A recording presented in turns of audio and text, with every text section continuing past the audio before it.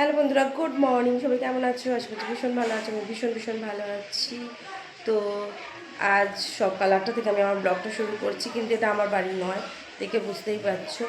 তো বোনের বাড়িতে এসেছিলাম আগের দিন, তো ব্লগটা করছি। আগের দিন একদমই সময় পাইনি, তো আজকে সকাল থেকে ব্লগটা স্টার্ট করেছি। তো তোমরা সবাই কেমন আছো? আশা করছি ভীষণ ভালো আছো। তো ভীষণ ভালো আছি। আর সকাল সকাল উঠে পড়েছি, আর তোমার দাদাভাই দেখো এখনও ঘুমাচ্ছে। এই যে দেখো, দাদাও দেখাচ্ছি, এই যে দেখো তোমার দাদাভাই এখনও ঘুমাচ্ছে। ঠিক আছে, এই যেখানে ঘুমাচ্ছে উঠে পড়েছি।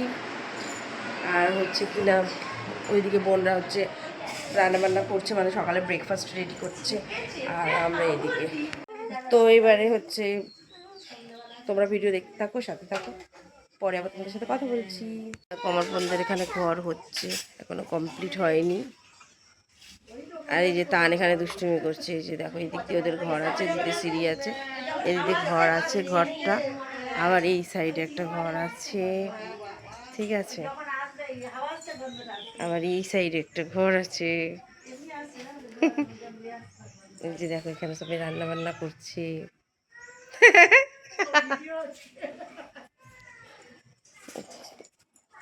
তোকে দেখাচ্ছি না। হুম,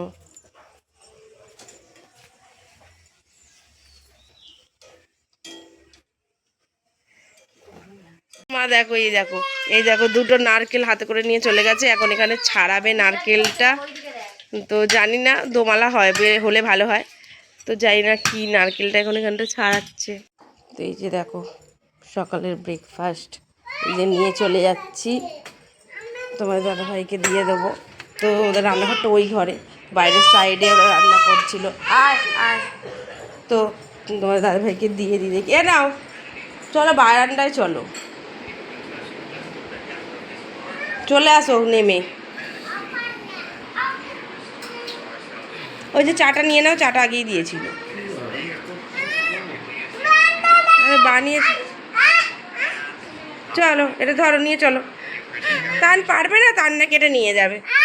গরম গরম ননু, চলে আয়। দাঁড়া, বাবা আসুক।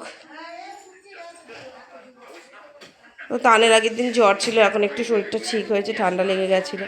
যে তোমার দাদাভাই এসে গেছে। ঠিক আছে, তোমরা তাহলে খাও, আমরা নিয়ে আসি। তারপর খাওয়া দাওয়া করে দুপুরবেলা বেরিয়ে পড়েছি রাস্তা দিয়ে। আর এই যে যাচ্ছি আমি, আমার মা, বোন সবাই। আর ওদের বাড়ি রাস্তার পাশ দিয়ে দেখো, খুব সুন্দর গাছের সারি সারি গাছ, আর দেখতেও খুব সুন্দর লাগছে। মানে একটু গ্রাম সাইডে, যেহেতু ভীষণ ভালো লাগছে প্রকৃতির দৃশ্যটা।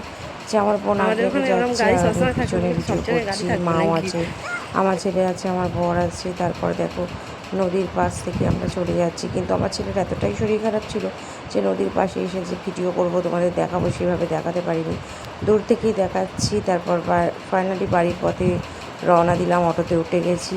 তো চলো, সবাই ভালো থেকো, টাটা।